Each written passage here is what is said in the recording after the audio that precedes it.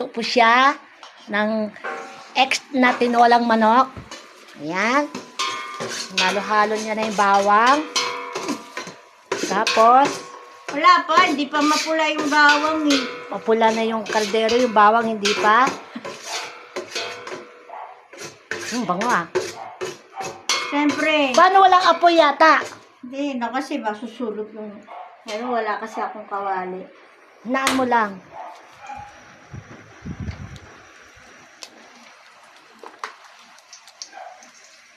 Hinaan mo ng konti. Ayan. Sabay mo na yung bawang. Ay, bawang sibuyas. Ayan po. Nagluto-lutuan kami. Tapos, Kaya gusto ko sa labas magluto. ayan mo lang. Bukas naman eh. Saka may electric pa naman. Ayan po.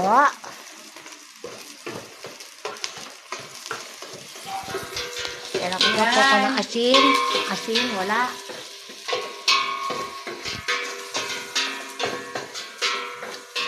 Yung asin, nawawala. Oh, ito yung asin. Yung asin.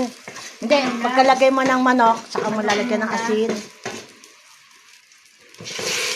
Yan. Si Madam Inot. Okay, ano?